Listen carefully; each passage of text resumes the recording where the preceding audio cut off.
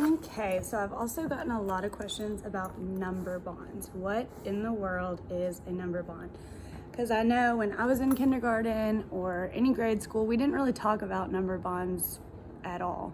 Number bonds are kind of new with Eureka Math. So I'm going to go over what is a number bond and how do you find what numbers go into the number bond. So I use just cubes like this. But you can really use anything you have around the house. You can use beans, you can use crayons, you can use little Lego toys, whatever you have laying around the house. All you need is a whole number and you're gonna break it into parts. I like using these because you can take them apart and put them together. It kind of helps them visualize how to break apart a number. So today we're gonna work with the whole number 10. So when you use a number bond, you put the whole number in the middle and then you put the two parts on each side. So if 10 is gonna be our whole number, we're gonna put a 10 in the middle. And now we gotta figure out the two parts. So I just have them take the blocks and I say, put it behind your back. All right, break them into two pieces, not three. You should have one in each hand. Break them into two parts. All right, let's take the first part and let's count. 1, 2, 3, 4. So our first part is 4.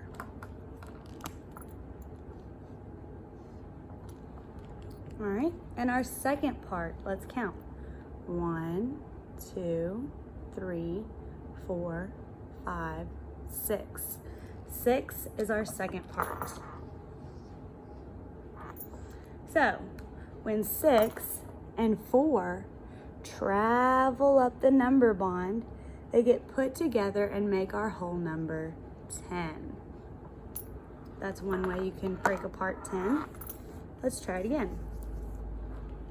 I'm gonna break it in half this time. Still have two parts, one in each hand. Let's see how many is in the first part. 1, 2, 3, 4, 5. 5 in the first part.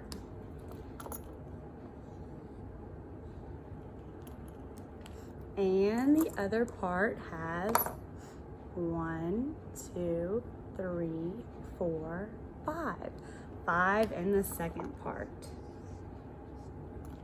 So when our two parts travel up the number bond together, they make the whole number, which is 10.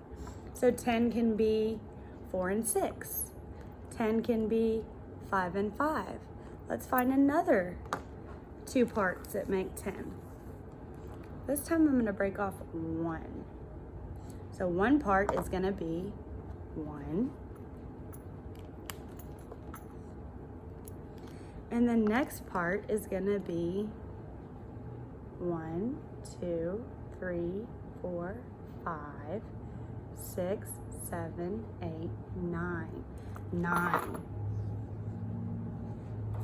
1 and 9. So when 1 and 9 travel up the number bond, they make the whole number 10. You put them together and it makes 10.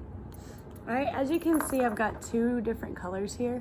I like to use 5 and 5 just to make it easier to count. So let's say I broke off 2 this time. All right, erase my number bond. Now I have one part is 2.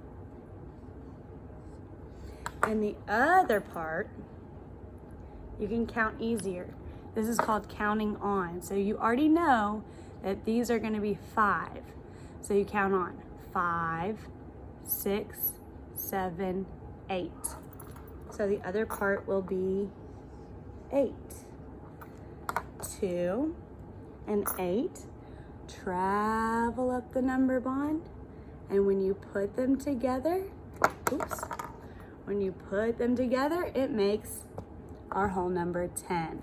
I also like to use whole and parts with our body. So I say, what's the whole number?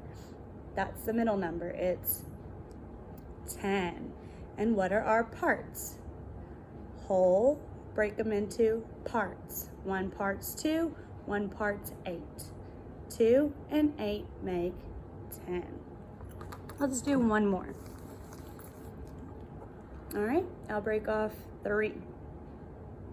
So I know that 1 part is 3. So I put that in my number bond. And the other part, let's count on this time. So we know we have 5, 5, 6, 7. This is 7 now. 3 and 7, when they travel up the number bond, they get put back together and it makes our whole number 10. Our whole number is 10. Our parts, our parts are 3 and 7. Whole parts. And you can do this with pretty much any number. You can start with 2, with 1 and 1. You can use 5. Whatever number you're decomposing, you're just breaking apart that number into 2 different parts. So a whole number goes at the top and the 2 parts go at the bottom. And that is a number bond. Thanks for watching.